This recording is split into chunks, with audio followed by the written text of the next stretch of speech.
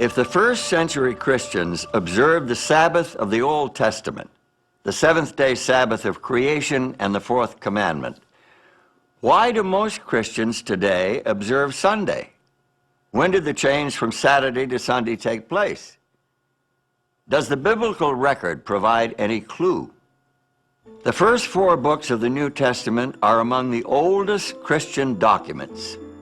St. Mark wrote his book first, a report on the life of Christ. That was 55 AD or later. The writings of Saints Matthew and Luke probably date to sometime between the late 60s and AD 80. St. John, the last surviving original disciple of Christ, wrote his book near the end of the first century. Despite their late dates, from 30 to 70 years after the death of Christ, these books contain not even the slightest hint that Jesus himself or his disciples considered changing the day of rest and worship from the 7th day of the week to the 1st.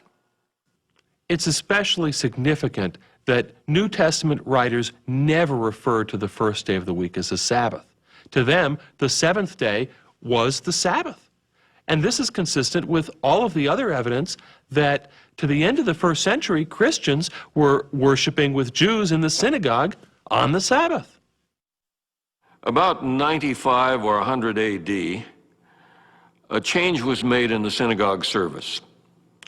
The middle part of the service is known as the standing prayer, the Amidah, or the 18 benedictions, consisting of 18 short prayers or blessings of God, Thanksgiving blessings.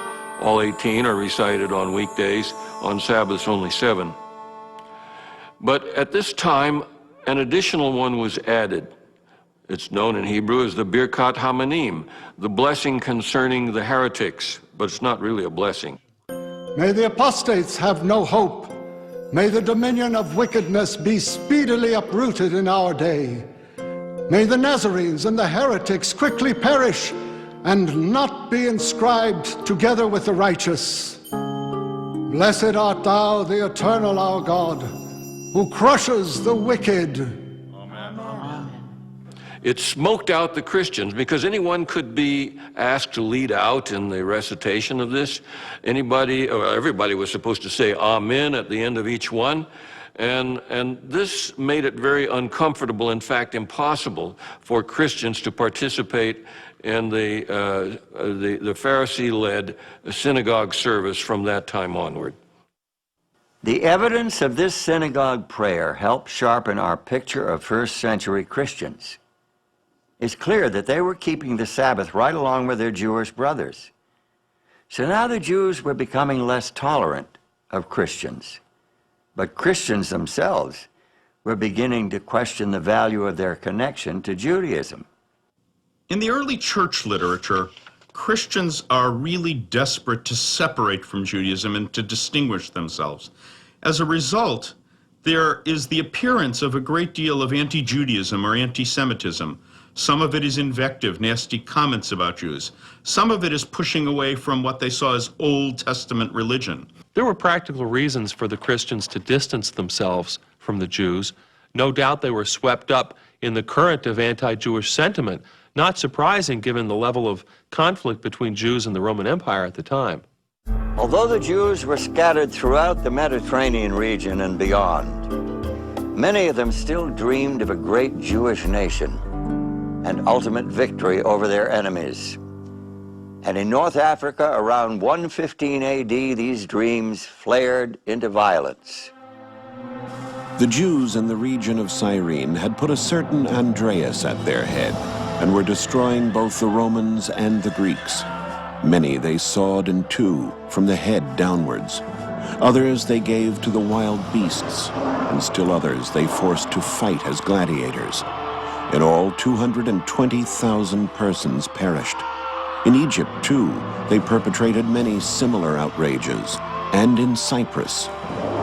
Dio Cassius. A few years later, in 132, Jewish opposition to imperial authority exploded into another violent revolt. This time, it was in Jerusalem. Our ancient sources give us 2 reasons for the Bar Kokhba uprising. First, a prohibition by the Roman Emperor Hadrian a prohibition against circumcision. Jews would no longer be allowed to practice circumcision. Second, the decision by the Emperor Hadrian to rebuild Jerusalem as a pagan city, the city of Aelia Capitolina. Imperial forces finally crushed the rebellion in 135. Hadrian banned Jews from Jerusalem and prohibited Sabbath keeping and other Jewish rites of religion.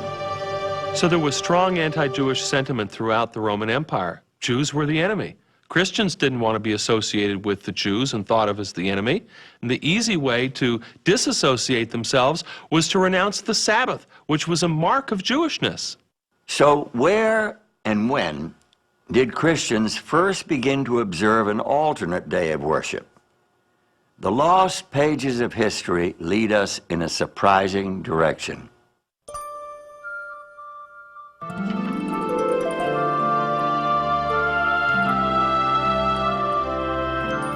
Alexandria, Egypt, founded in 332 BC by Alexander the Great, one of the world's great centers of literature, science, and commerce, a melting pot of religious ideas and classical philosophy.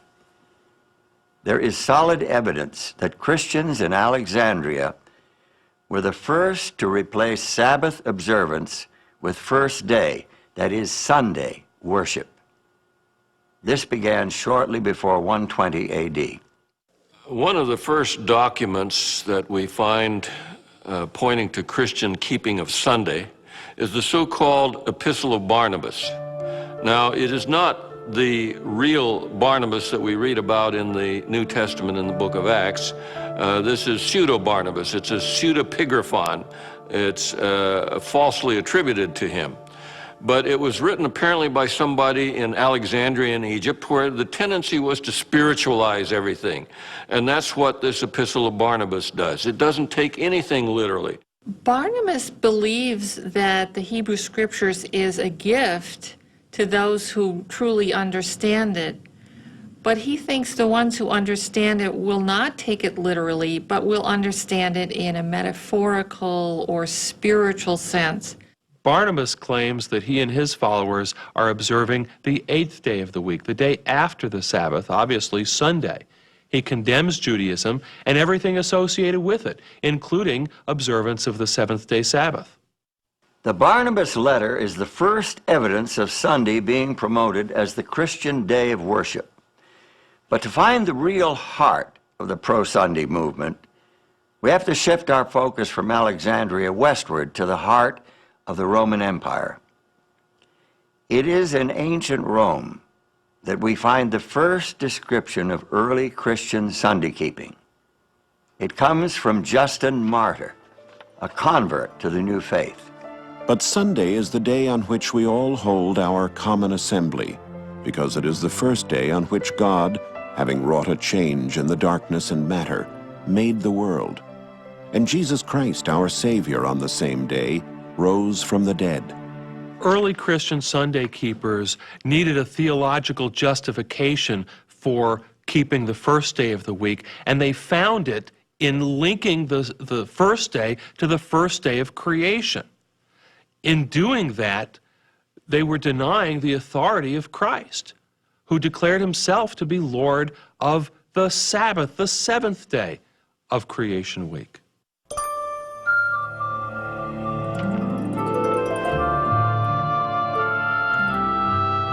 We have reached a critical defining moment in our story. By isolating the weekly holy day from its biblical roots, church leaders cut off the Sabbath from its source of spiritual meaning.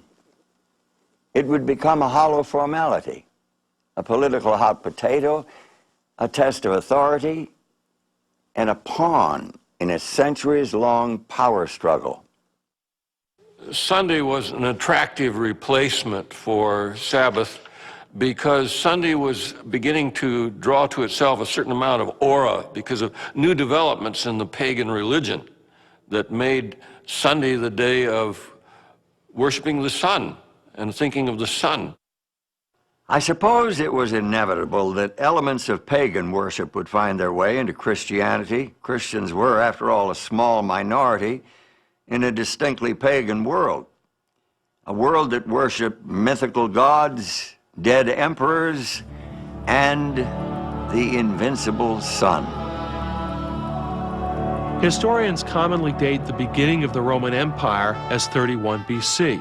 That's when Octavian defeated the forces of Antony and Cleopatra and came back to Rome to rule as the first Caesar, Caesar Augustus. And it was at that time that he shipped back to Rome 2 great obelisks. One of those he set up in the Circus Maximus.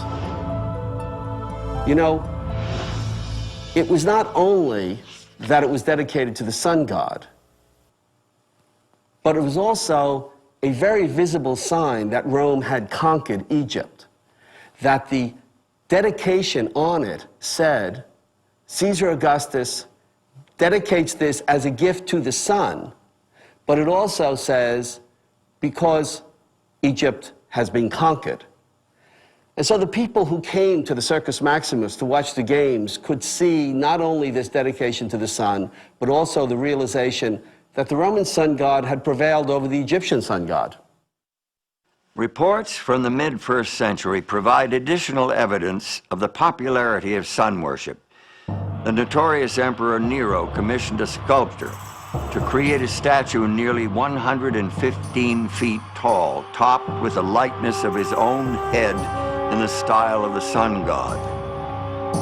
When Vespasian built his great amphitheater, which we call today the Colosseum, he took that enormous colossus is the ancient word for statue, that enormous colossus of Nero, changed the features on the face, and dedicated it to the sun god. Emperor Elagabalus was so devoted to his eastern sun god that he took the deity's name. He brought his god in the form of a black meteorite all the way from Syria to Rome and adopted an Eastern lifestyle. And so his Eastern dress and his Eastern orgies and his Eastern behavior brought Elagabalus to grief after 4 years. And even though his god was sent back, the black stone was shipped back to Syria, that sun worship continued. The ancient historian Plutarch reports how the Roman general Pompey went to the eastern Mediterranean to deal with a problem of pirates attacking commercial shipping. This is about 50 BC. Well, he conquered the pirates, captured them, brought them back to Rome. Turns out the pirates were worshippers of Mithras, the sun god. And from those pirates, the worship of Mithras became very popular in Rome, especially among the military. I think that Roman military men would find Mithras a particularly attractive divinity. He was a warrior himself, fighting for the forces of good. It was a hierarchical religion, and one could progress from grade to grade. There were 7 grades of Mithraism, much like in an army. And thirdly, it was a religion of brotherhood and fellowship. They would meet together not only to worship their god, but to eat a meal in common. We hear about Roman soldiers having come back from the east who pray at dawn, facing the east, facing the sun.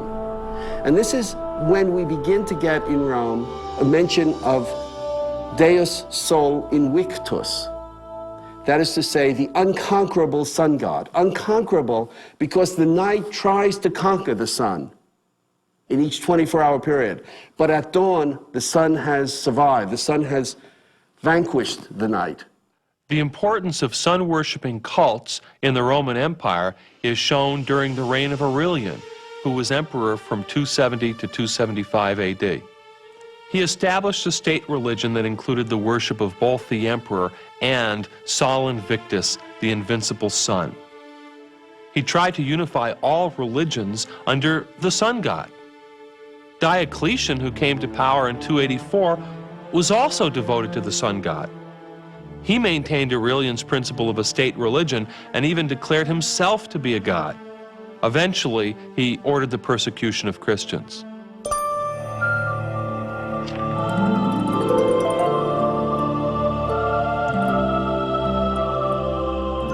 To some Christian leaders, it made sense to take advantage of the popularity of Sunday, especially since Sunday observance would make Christianity more attractive to the pagans, who already worshiped the sun on that day.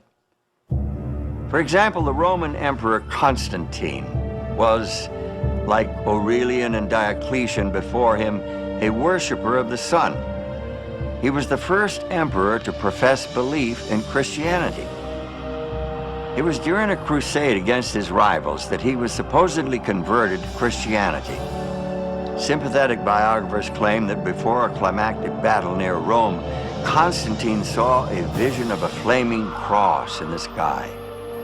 He credited this vision with his subsequent victory and declared himself to be a Christian.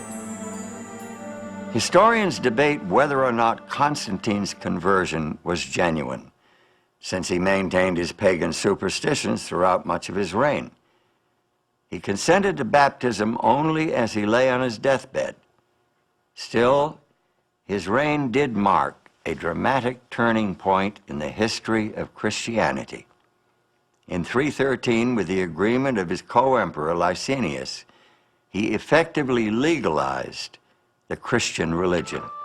The reign of Constantine the Great forms one of the epochs in the history of the world. It is the era of the dissolution of the Roman Empire, the commencement, or rather consolidation, of a kind of Eastern despotism with a new capital, a new constitution, and finally, a new religion. Was Constantine converted to Christianity, or was it the other way around? Who knows? But what's important to us today is that what emerged was a different kind of church, a different kind of state. In fact, the two were so blended together, it was hard to see where one ended and the other began. It seems that Constantine's personal religion was a mixture of Mithraic sun worship and Christianity. According to his Christian biographer Eusebius, he taught all his armies to zealously honor the Lord's Day, Sunday, referring to it as the day of light and of the sun, distinctly pagan terminology. Take a look at this passage from his famous Sunday Law of AD 321. On the venerable day of the sun, let the magistrates and people residing in cities rest, and let all workshops be closed. In the country, however, persons engaged in agriculture may freely and lawfully continue their pursuits. The first law requiring people to celebrate on Sunday and rest on Sunday was a law promulgated by the Emperor Constantine in the year 321. And he does it without any reference to Christian theology or Christian ideas. He says to abstain from labor on the venerable day of the sun, which is an allusion to the fact that sun was becoming more and more the object of worship. So the first Sunday law requiring people to keep Sunday had no Christian flavor at all. Although Constantine promoted Christianity and built many, many Christian churches, he closed very few pagan temples. And we have a Roman calendar from the year 354, that's about 17 years after the death of Constantine, which has 4 separate festivals each year to the sun god. It shows that the sun god survived not only Constantine, but into the reigns of his immediate successors.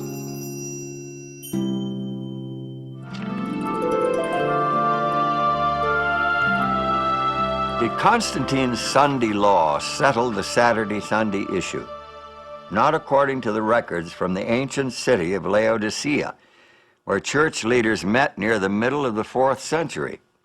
The church council at Laodicea dealt specifically with the issue of what scriptures, if any, should be read at Sabbath services.